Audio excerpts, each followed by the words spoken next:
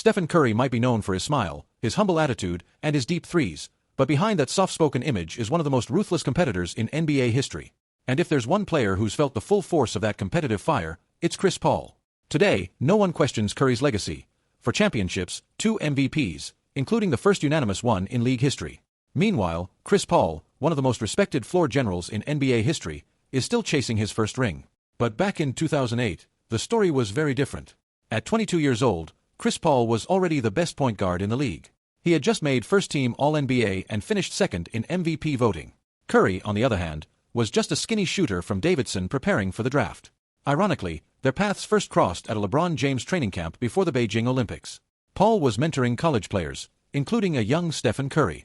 What no one realized then was that the quiet kid in the gym would eventually make CP3's life a nightmare.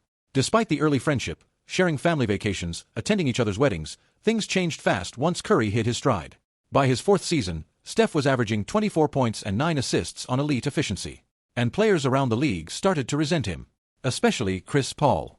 CP3 was supposed to be next in line for a title. Suddenly, it was Curry stealing the spotlight, rewriting the NBA playbook with the three-point revolution, and leading the Warriors to dominance. Their relationship cooled off, and their rivalry heated up. In 2014, the Clippers edged out the Warriors in a tough 7-game series. It was the last time Paul would get the better of Curry. From that moment on, Curry took over the rivalry, and the league. In 2018, the Rockets were on the verge of breaking through. Paul and James Harden had the Warriors on the ropes in the Western Conference Finals. But a hamstring injury knocked CP3 out, and once again, Curry and the Warriors advanced, and later won the title. Then came 2019. Curry wanted to get some shots up the night before Game 6 at the Toyota Center. But Chris Paul was already there. Rumor has it he refused to share the court. Curry left, but didn't forget. In Game 6, he dropped 33 points in the second half, eliminating the Rockets and proving once again that you don't poke the bear. After the game, Paul denied any drama. But even Draymond Green noticed CP3's petty behavior over the years, hinting that Paul always saw Curry as a threat to his legacy, and tried to keep him at bay. Fast forward to 2023. CP3 is on his last run with the Suns, and Curry is still dominating. The two face off again. Curry scores, gets the foul, and yells out loud, "This ain't 2014 no more." A few months later, in a surprising twist, Chris Paul is traded to the Warriors, the team and player that have haunted his championship dreams. And while their on-court beef has cooled, the emotional scars remain.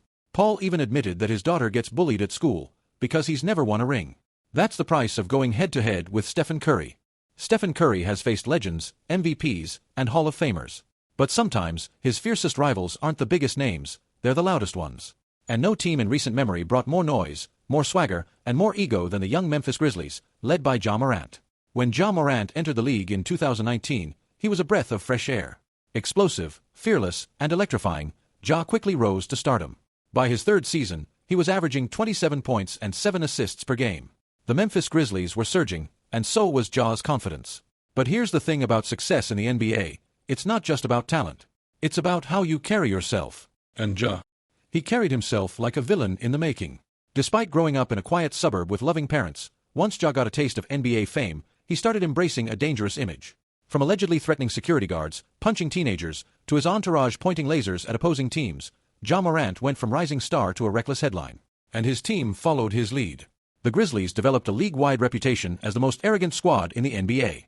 That kind of attitude doesn't go unnoticed, especially by seasoned champions like Steph Curry and the Warriors. In 2022, the Warriors and Grizzlies faced off in the Western Conference semifinals. And the fireworks were immediate. After a win in Game 2, Ja stared Steph down, shouting, "We're gonna have some fun." By Game 5, Memphis destroyed Golden State by 39 points, with Ja leading the chants from the bench. The message was clear. The kids thought they were ready to take over. But experience always talks last. Golden State closed out the series in Game 6. Steph didn't need to shout. He didn't need to taunt. He just let the scoreboard speak. And while Ja tried to act like he was cool with the loss, everyone knew it stung. But Ja didn't learn his lesson. Heading into the next season, the Grizzlies were still riding high on ego. After a fan mentioned a potential Christmas Day matchup with the Warriors, Ja confidently replied, "Nah, I'm fine in the West. Bring them to the trenches." Translation: he wanted war with the champs, on his turf. Draymond Green fired back instantly, "The champs play at home. Book it. I'm on your block." Christmas came, but Steph Curry didn't play due to injury. Still, the Warriors were short-handed, missing both Steph and Andrew Wiggins. It should have been an easy win for Memphis. Instead, it was a disaster. The The Warriors beat the Grizzlies by 14. Draymond blocked Ja Morant and screamed in his face. He taunted Dillon Brooks at the free throw line. Golden State made it clear, this wasn't the Grizzlies' league yet. You don't just talk your way into greatness, you earn it. Even without Curry on the court, his legacy loomed over the game. The Warriors had been there before. They'd fought the real battles. They didn't need tweets and quotes. They had rings. The truth is, Ja Morant and the Grizzlies poked the bear. And while Curry may be calm, calculated, and quiet, he never forgets. He lets his game do the talking. And when it matters most, he reminds everyone why he's the face of a dynasty. Ja wanted to climb the mountain. Instead, he learned just how far there is to fall when you try to leap over Steph Curry. In NBA history, few rivalries have defined an era the way Stephen Curry versus LeBron James has. One is the self-proclaimed king, the most physically gifted player of his generation. The other, the baby-faced assassin who changed basketball without ever needing to jump out of the gym. And while they now share respect and admiration, their journey started as something completely different. Back in 2008, Curry was still a college player, an overlooked guard from Davidson shocking the world during March Madness. That same year, he caught the attention of a young LeBron James, who showed up in person to watch him play. Curry dropped 44 points in that game. LeBron was impressed but had no idea that this skinny kid would soon become one of the biggest thorns in his legacy. The two quickly became friends. Their first meeting in the NBA came with an invitation. LeBron brought Steph to his house in Akron before a game, showed him around, played some bowling, introduced him to the family. It was all love. But that didn't last. Fast forward to 2015. Stephen Curry didn't just take home the MVP, he also led the Warriors to an NBA championship, defeating LeBron's Cavaliers in the finals. That marked the beginning of a 4-year war between Golden State and Cleveland, a modern-day East versus West rivalry that reshaped the league. In their first trip back to Cleveland the following season, Curry made a comment that stung. He said he hoped the Cavs' locker room still smelled like champagne.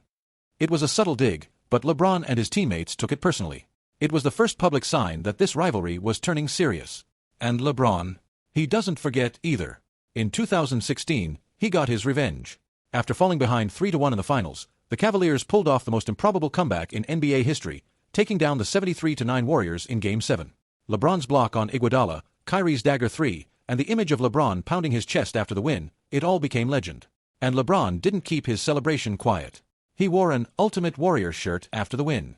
He hosted a Halloween party with tombstones labeled Curry and Clay. He was trolling the Warriors at every turn. Curry stayed quiet. But he never lost focus. The very next season, Curry won MVP again, this time unanimously. Something LeBron had never done, narrowly missing the honor in 2013. Steph's jersey sales exploded, he passed LeBron in sneaker endorsements, and kids all over the world started copying his deep threes instead of driving to the rim. For the first time in over a decade, LeBron wasn't the most influential player in basketball. That power shift hurt. And people in LeBron's camp didn't hide their frustration. Whether it was backhanded compliments or silent tension, the rivalry was clear. It wasn't personal, it was pride. Curry was now the face of a dynasty, and LeBron was trying to keep pace. They met again in the 2017 and 2018 finals. Both times, the Warriors won. Curry and Durant overwhelmed the Cavs, and LeBron couldn't do it alone. Their finals record ended 3-1 in Curry's favor. Still, there was always mutual respect. These weren't enemies, they were competitors. Over time, the tension melted into appreciation. Today, you'll see them laughing at All-Star games, playing side by side on Team USA, and acknowledging one another's greatness. But make no mistake, those battles changed them both. They pushed each other, elevated each other, defined an era together. And years from now, when both are long retired, we'll look back at Curry versus LeBron not just as a rivalry, but as the center of the NBA's golden age. Two different paths, two different styles, but two players who understood one thing better than anyone else. To be the best, you have to go through the best. Stephen Curry doesn't need to talk trash. He doesn't flex, he doesn't scream at refs, and he rarely even responds to the noise. But the moment you decide to challenge him, the second you get cocky, or try to embarrass him, that's when you find out who you're really dealing with. Time and time again, players have made the mistake of poking the bear. And every single time, Steph responds, not with words, but with buckets. Let's start with Jaylen Brown, one of the most vocal and confident young stars in the NBA. When Curry and the Warriors faced the Celtics back in 2017, Steph cooked Brown at the end of the third quarter, hit a deep three, and turned to him mid-court. "I own you," he said. He even made a talking hand gesture, mocking Brown's on-court chatter. Brown later claimed he said nothing to provoke Curry, calling the moment disrespectful. But if you've been around the league, you know Brown's no angel when it comes to trash talk. Just ask J.J. Redick, who once revealed on a podcast that Brown called him a expletive during a game in London. And when Redick confronted him, Brown quickly backed down and apologized. That's who Jaylen is, fiery, emotional, but still learning the weight of his words. Fast forward to the 2022 NBA Finals, and Jaylen Brown got a front-row seat to Curry at his peak. Steph didn't just win Finals MVP, he torched the Celtics, hitting deep threes, running circles around defenders, and celebrating in their faces. One moment stood out. With Boston leading the series 2-1, Curry hit a dagger three, turned to their bench, and yelled, "I own this place." Later, he even told the Celtics mid-game, "Enjoy your last win." Golden State went on to win the next 3 games and the championship. But Brown didn't learn his lesson. In a 2023 regular season game, Curry was struggling. He had just 10 points by halftime, was in foul trouble, and Brown was dominating. At one point, Brown scored on Curry, drew a foul, and shouted, "He's too little." The Celtics' Twitter account posted it. The crowd roared.